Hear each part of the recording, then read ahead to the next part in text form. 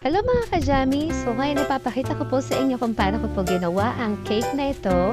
Bali yung design po nito ay sinerch namin sa Google ng aking best friend. Kaya tinawag namin itong Best Cake. So ayun na ha mga ka-jammy. So bali nga pala mga ka-jammy, ito po ay ube chiffon and vanilla chiffon. Alternate po ito.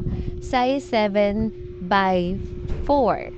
7 by 4 or 7 by 3.5. Yan yung order ng aking best friend. So, as you can see, ayan, yun the usual natin ginagawa, layering ng cake. Alternate lang yan na cake and then yung ating filling. So, dahil sa order ito ng aking best friend, medyo meron tayong, meron tayong kinikilingan, ganon. May tinititigan, charot. So, syempre, ginawa ko to extra special. Dinamihan ko yung filling. Ayan. So, yung feeling natin nakaka-jammy, sobrang sarap. So, nasa siyang ice cream, ube ice cream. Ayan. Ayan na nga, at nasira pa nga yung cake. So, wala akong extra. So, ang ginawa ko, ayan, pinagdikit-dikit ko na lang sila. Dahil naniniwala ako sa kakayanan ng aking frosting, na kaya niyang pagdikitin yan. Kaya, hindi na ako nag-bake ulit ng panibago. So, dito, nagkakaroon coating na ako mga ka-jammy.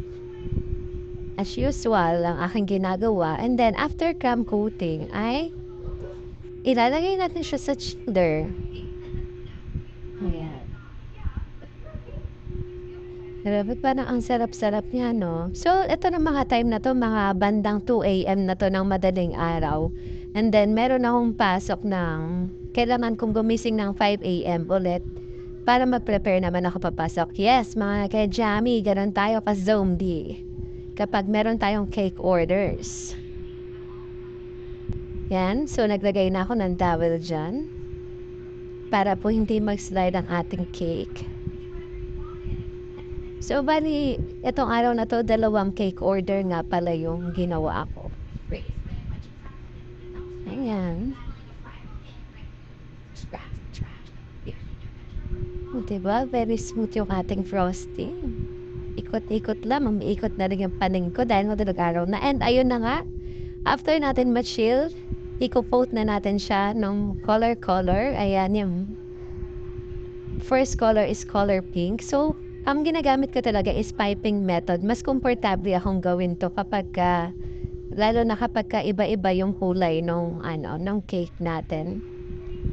For me, mas madali siya. And then, ayan. Next, white, and then violet. Yan, ikot-ikot lang.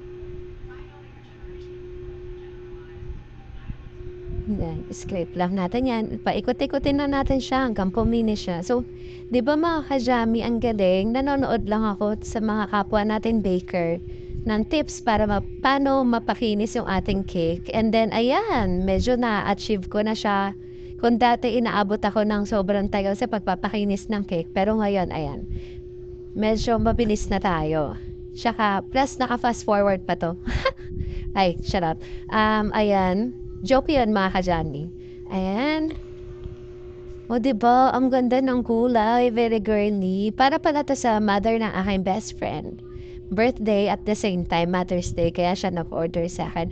And oo nga pala mga ka-jammy, di ba kanina sabi ko size 7 by 3.5 or size 7 by 4.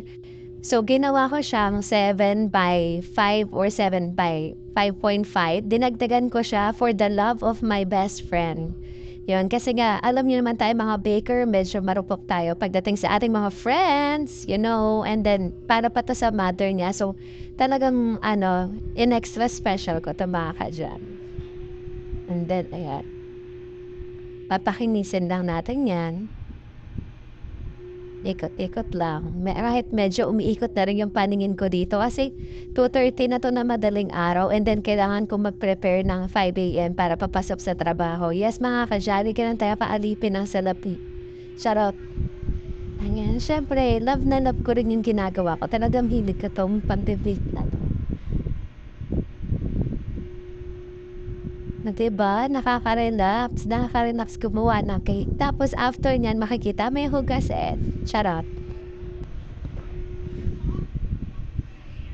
Ang ganda-ganda niya talaga. Ikot-ikotin.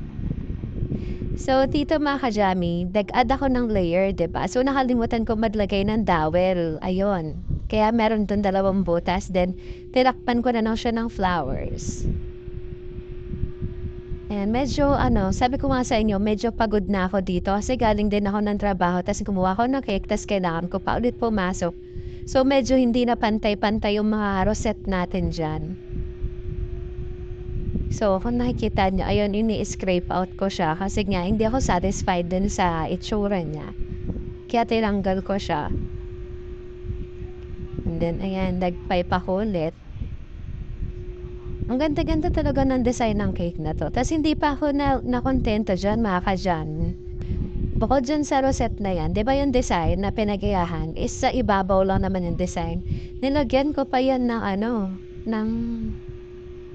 ng design dun sa kanyang katawan. Nilagyan ko rin ng rosette-rosette. Yung parang cascading ba yung tawag dun? Basta yun na 'yan. And then, ayan, ang ganda-ganda talaga. Yeah, so pretty talaga. And later makikita niyo yung final look ng ating cake.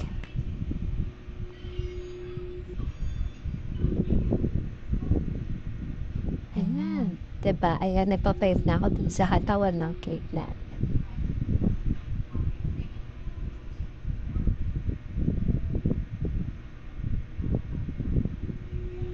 Iba talaga yung joy, eh, 'no? Iba talaga yung saya kapag nakikita mo na ano, na tapos na yung cake mo. Sobrang nakaka-happy talaga siya. And at the same time, nakaka-proud. 'Di ba?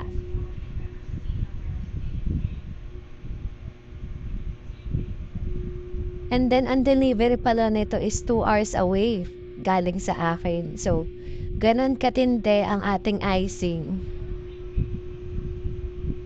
Kahit na sobrang init, naitawid ang pagde-deliver nito. Ayan, ang ganda-ganda niya talaga, 'di ba? Akala mo mag-18th birthday, pero ano, 57 na ata si nanay. So, ayan. For the love of my best friend and her mother, ayan, talagang ginandahan ko 'tong cake na 'to at sinarapan ko talaga. Kasing sarap ko. Charing! Ayan. Mga ka-jammy, thank you nga po pala sa pagsuporta po sa aking cake business. And then, ito na po ang final look na ating cake. Ready for delivery na po ito. Maraming salamat mga ka-jammy. And thank you for watching. Please like and subscribe also my YouTube channel. Thank you very much.